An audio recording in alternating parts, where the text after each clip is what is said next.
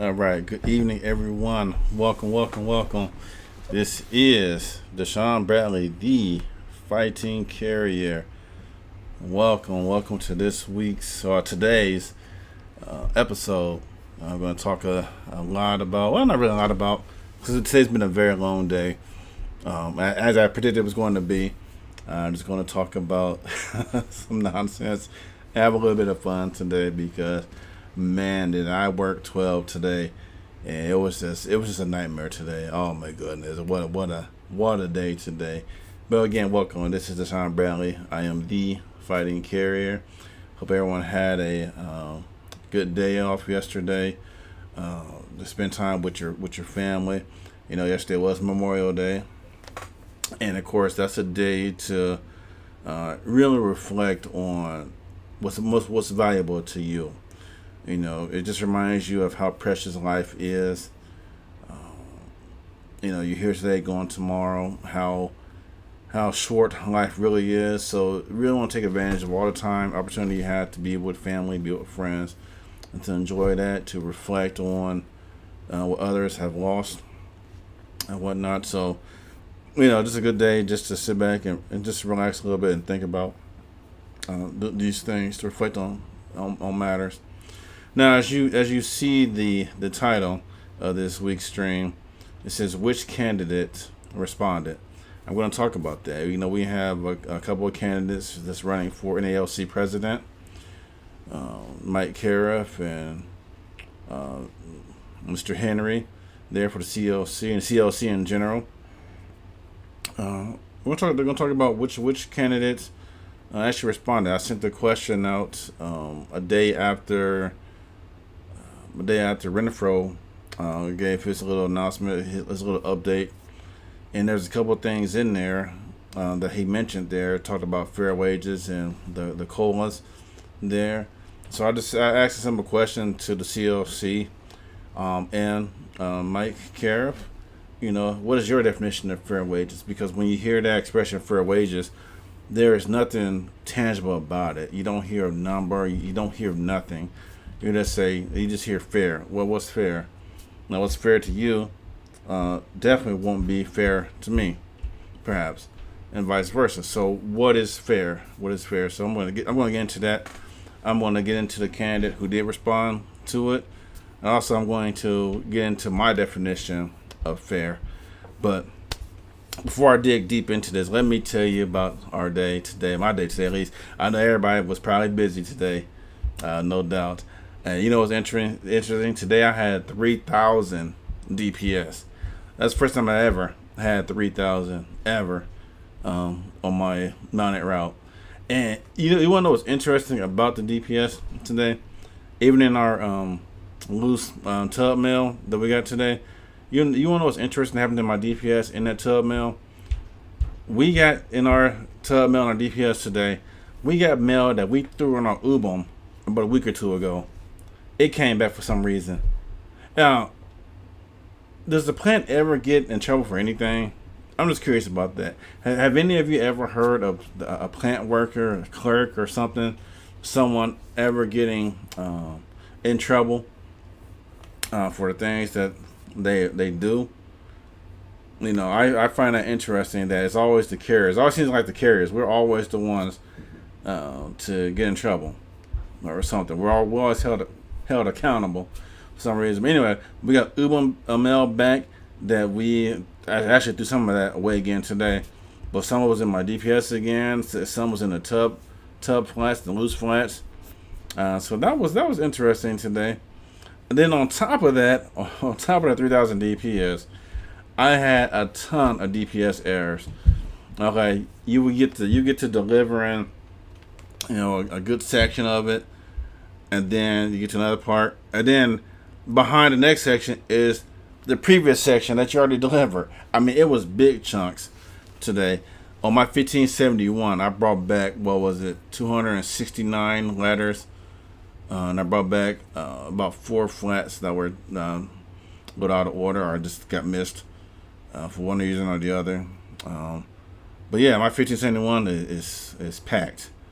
So yeah, I'll be casing up 268 letters plus whatever else I have tomorrow. So I'm looking forward to having probably about 300 letters to case back to recase. But fortunately, most of it was in order, unless it was DPS errors, and that brings it back to the plant.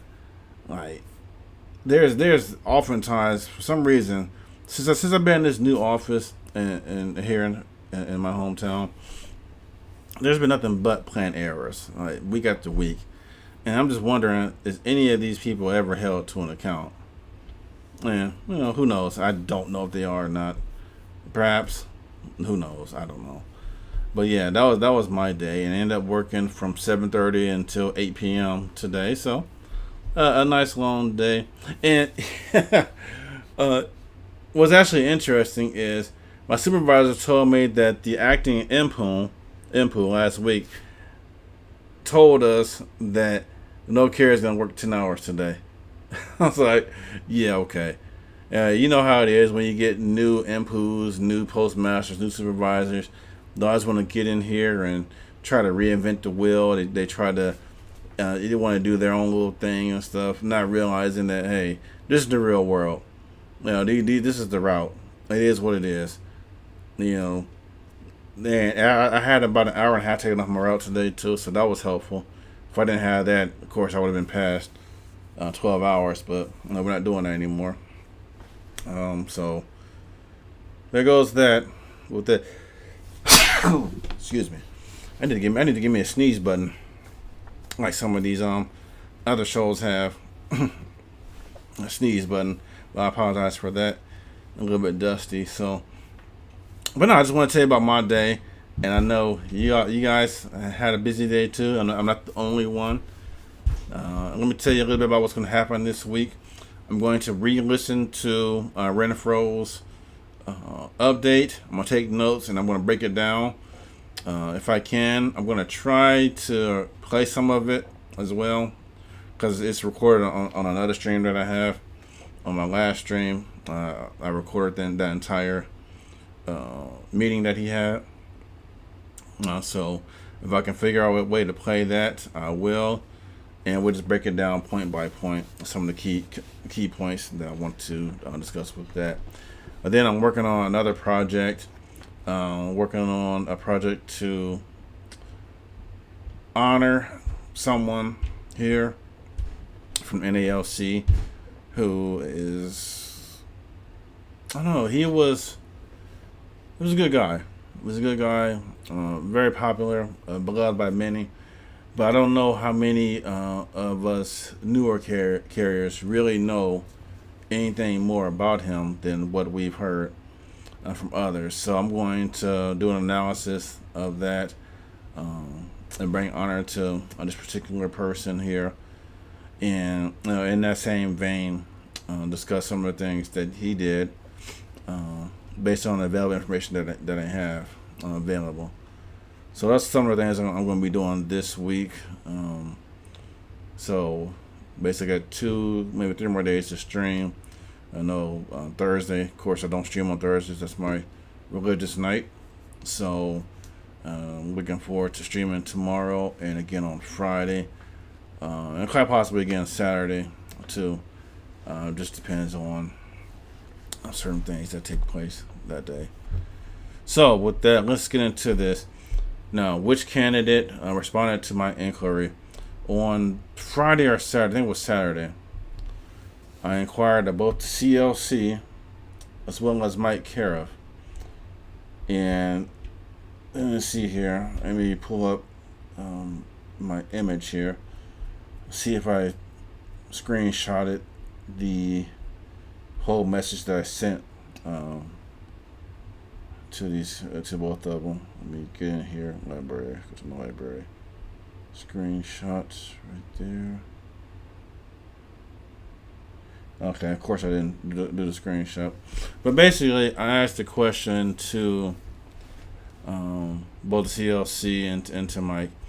I asked the CLC first because on their page they wrote down carriers are still waiting for full quotas and fair wages. So underneath their comment section, as well as the message I sent to them as well, I asked them, well, can you define for us fair wages, What are fair wages? What are you looking for? And I mentioned that you are sounding a lot like Renfro, that talking point of fair wages. You're not speaking anything tangible. You're not talking percentages. You're not talking about specifically what you will fight for. And what I don't like all this vague language. I want something tentative. I want something specific, some kind of end goal. So, how do you, COC, define fair wages? I asked the same thing to Mr. Mike Cariff. I asked him the same thing. How do you define fair wages?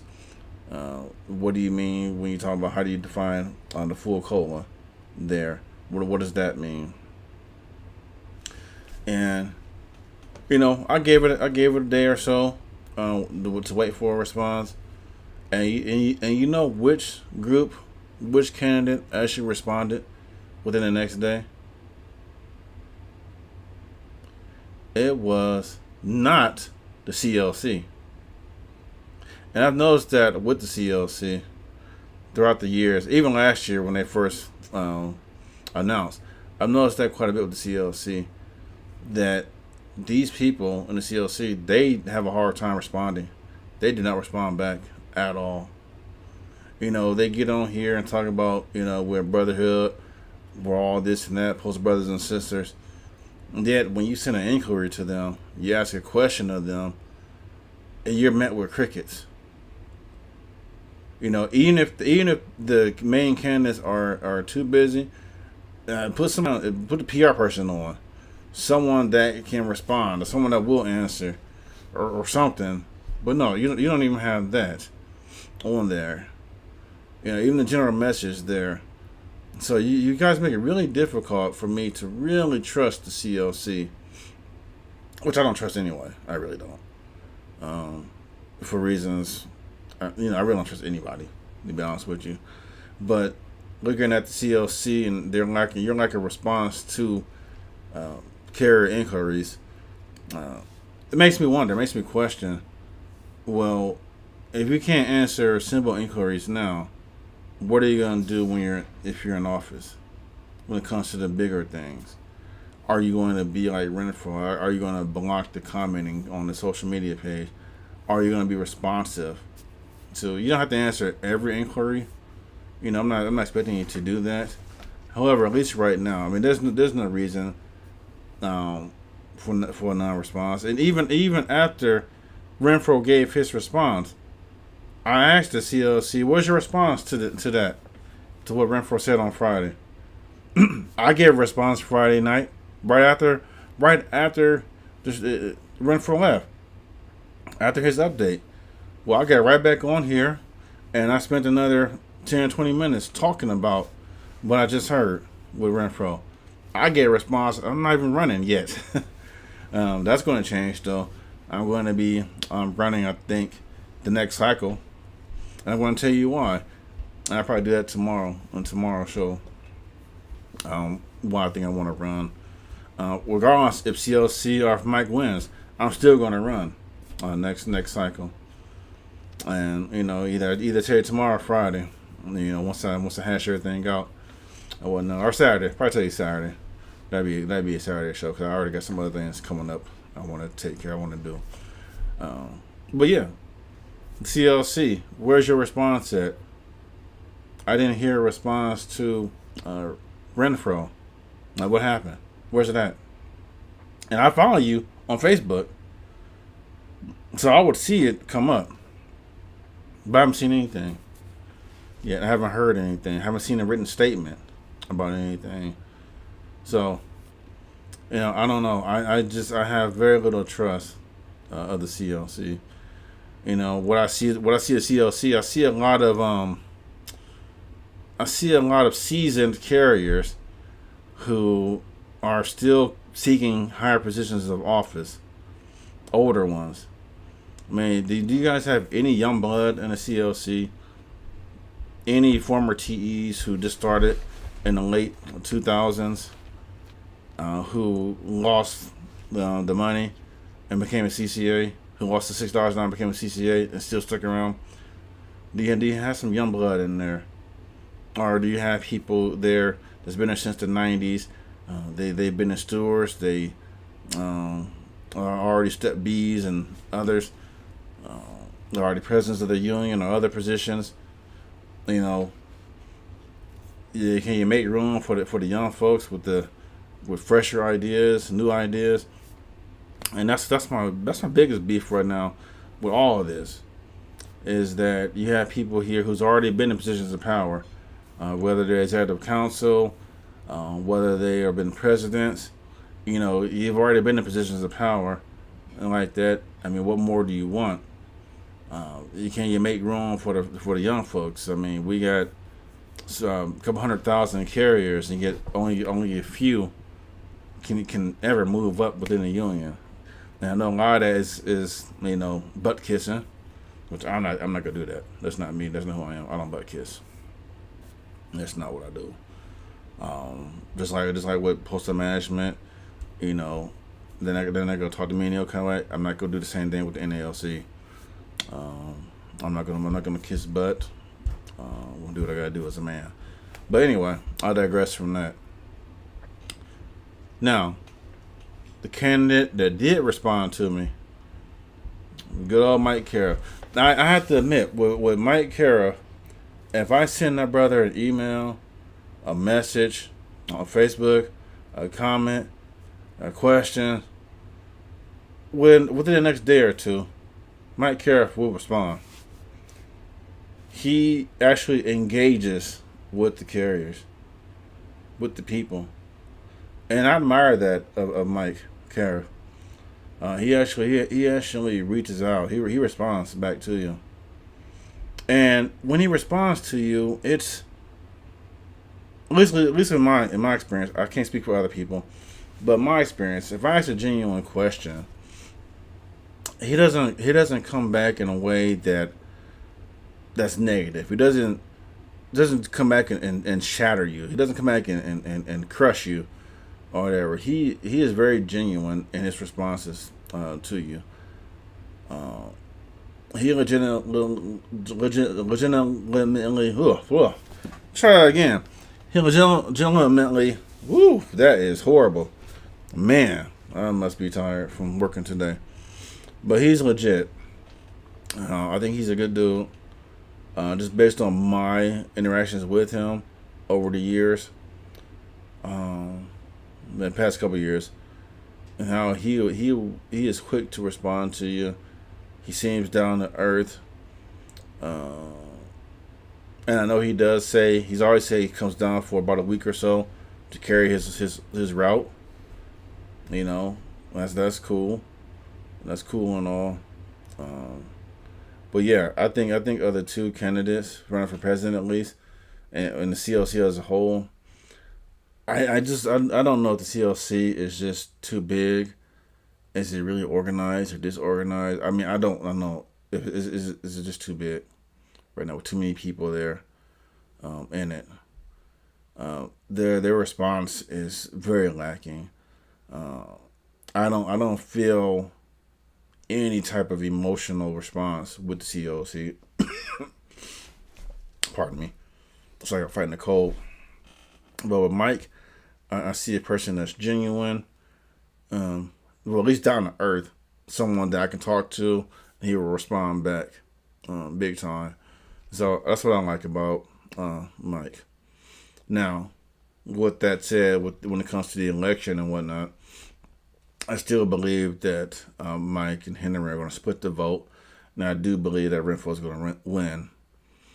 For some reason, I feel that 50% of the vote was going to go to Renfro because he's well known. His name is already out there. And then the rest of the 50 votes are going to be split between Henry and Mike Cara. So that's still my feelings with regards to that. But now let's get into Mike Cara's response. He said fair wages will be comparable pay to UPS drivers and not less than clerks at any step. I will give him up for that I do like that response, at least for the fair wages. He says to be comparable pay to UPS drivers. That's a good answer. I do like that. I'm gonna take it a step further in a minute, but that's a very good answer to be comparable with UPS drivers because I don't hear. I've heard Renfro talk about UPS drivers, their wages, but he downplayed it. He basically said the post office don't have any money. You're not going to get UPS wages. Why? But why not? We deliver to every door like we did today, 3,000 pieces of DPS, every single door. We go up and down steps. We're in all types of weather, freezing rain, snow, sleet. We're in all of that. They may carry heavier packages than we do, but we do way more. I'm sorry, we do way more. I mean, we drive from house to house. I mean, today just delivering my mail. I would deliver mail to one house, and then 2 houses later, stopping for a package. Deliver another house, getting out, stopping. Deliver some more mail to the box, stopping, hopping out, do some more. So, whereas UPS, they can drive for a house, get a package out, and then drive two or three more houses, and they're not stopping at every single house like we do. And of course, we don't stop every day. Every day we don't have coverage, but you get the gist. We do deliver way more than UPS, so there's no reason why we shouldn't be comparable on TPS drivers. And I know Renfro downplayed that, but I've never heard Henry or CLC define what fair wages are. I mean, if I missed it, let me know. Send me a link if I did miss it somewhere. But I have yet to see it. And like I said, I don't know everything, and I could miss something. But if there's a link out there that tells us what the CLC is going to fight for, what fair wages are, that's fine. But that's a very good answer. Not to be comparable to UPS drivers, and we should be comparable. If they make 105, I don't know the number, but I'm just throwing that out, 105. And then we really should be at 105, but we know it's not going to happen at the post office. But if they're at 105, then we should be at 102, something like that, at the top pay. That is something that we have to deal with, and then we should all really be. Table 2 should be scrapped anyway. It should really be Table 1, but we know Renfro and them, they didn't do it that way. So we know Table 1 is going to disappear, and we're all on Table 2. And most of you guys, most of the old heads are at the highest step. I'm 4 steps away from the top pay. It sucks that, throughout the years I've earned, about on average $13K less per year than Table 1 people, and that's shameful. No union president should have ever agreed to that, ever. He did not learn anything from Terrence Powderly, the Knights of Labor, nor did he learn anything from Vincent Ball. This is why Rolando and Renfro, both, I can't stand either of them. And I bet not ever see them in person. Not that I'm going to do anything violent, but I'm going to tell them off. But these guys are trash, both of them. Rolando and Renfro. It's just terrible. It's just terrible. But I also like how Mike Kerr mentioned that in not less than clerks at any step. And that's amazing how the clerks who sit inside the office all day occasionally come outside to get the outgoing mail from the boxes around the post office. You move carts and stuff around outside and stuff. That's fine. But it's amazing how these guys earn more at the beginning steps than carriers. That's unacceptable. Throughout the years, the letter carriers have always earned more than these guys at any step. And this is unacceptable that Renfro have our new carriers earning less than clerks. That's outrageous and not acceptable. And anyone who still supports Renfro, you got to have your head examined. I know some of you do support Renfro just because some of you feel as if, well, it took me X amount of years to reach the top step, so why should these new guys reach the top step very quickly? And that's just not the way you should be in the union. You really should be seeking what's best for the new guys, work towards them building up, and helping them to do that. But I do like that. So that was a pretty good answer with the fair wages comparable to UPS. I mean, that's actually tangible. That's something he's written down, and you can compare that their rates, UPS salaries, and to what the post office is. So that's tangible. I like that. Everyone else is vague. Renfro is vague. COC haven't responded at all. They just crickets. I don't understand. But they say the Lions are coming. I say nah.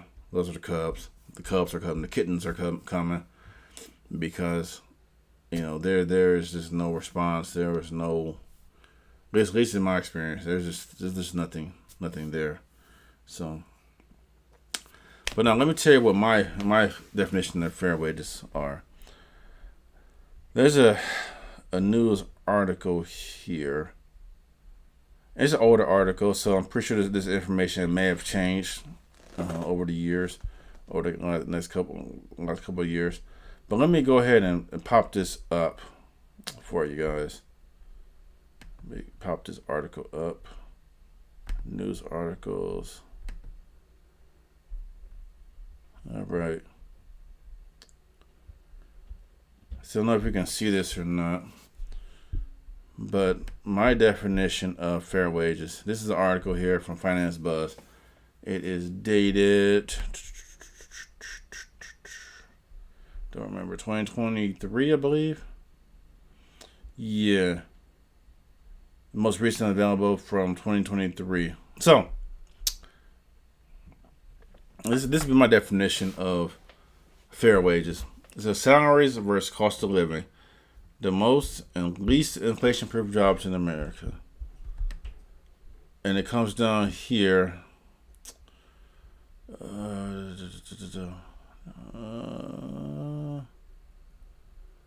See here. The worst jobs relative to inflation. This is what I want to key in on. The worst jobs relative to inflation. So while some service industry jobs saw remarkable wage growth, others struggle to keep pace with inflation.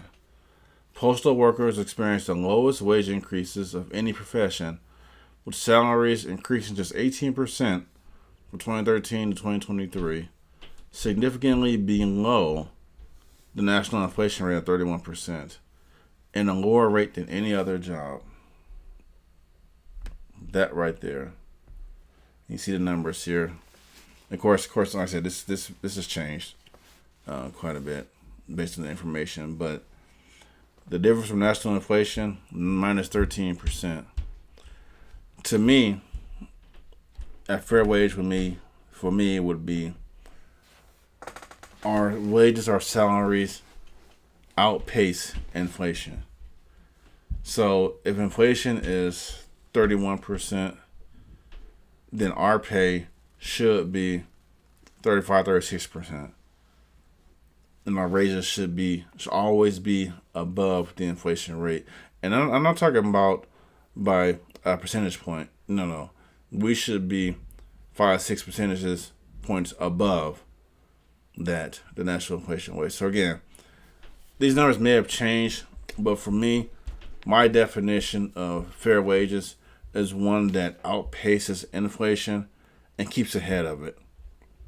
So again, if inflation is at 31%, our pay rate should be 35%, 36%. It should be well above the inflation rate, and that's the kind of answer I'm looking for as well. But again, Mike was the one. I close this down now.